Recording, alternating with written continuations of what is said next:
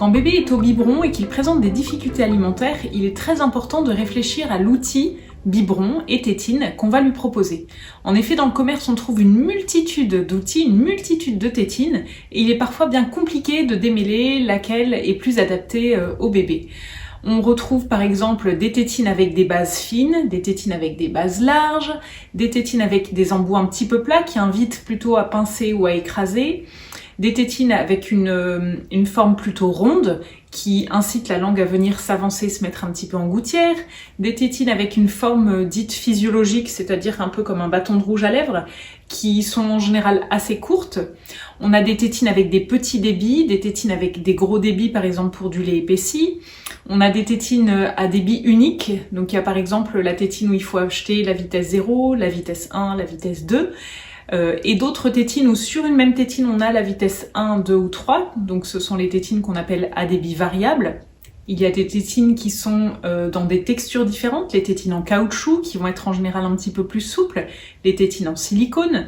Donc il y a 1000 tétines de formes différentes, de textures différentes, avec des débits différents, et c'est parfois bien difficile de s'y retrouver. Alors quand bébé va bien, en général, on arrive assez facilement, en testant un ou deux outils, à trouver celui qui convient le mieux.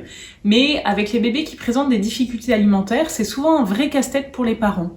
Alors c'est vraiment important de réfléchir au choix de l'outil parce que l'outil va changer complètement la compétence. Un outil qui n'est pas tout à fait ajusté à bébé peut le mettre en difficulté. Si par exemple le débit coule trop vite, si ça coule trop vite, il risque de pas réussir à coordonner la succion, la déglutition, la respiration et ça peut le mettre en difficulté. Si ça coule pas assez vite, ça peut aussi le mettre en difficulté parce que du coup le biberon va être long, il risque de s'énerver. Et donc le choix de l'outil est vraiment important pour aider le bébé au mieux dans ses compétences.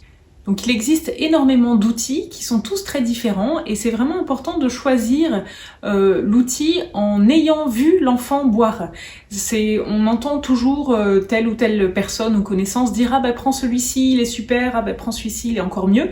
Mais c'est vraiment important de choisir l'outil après avoir vu l'enfant manger, après avoir vu l'enfant téter, après avoir vu comment il fait, quelle stratégie il met en place et du coup de se dire tel outil, telle tétine paraît plus adapté à ce qu'il sait faire et donc d'orienter plutôt vers une forme ou une marque plutôt qu'une autre. Donc il n'y a pas une tétine qui est 1000 fois mieux que toutes les autres, il y en a plein des différentes et qui vont correspondre plus ou moins à des enfants qui vont avoir des compétences et des fragilités différentes. Donc n'hésitez pas, si l'alimentation est compliquée pour votre bébé alimenté au biberon, n'hésitez pas à contacter une orthophoniste qui réalisera un bilan et qui essaiera avec vous de trouver l'outil sur lequel votre bébé pourra développer ses compétences.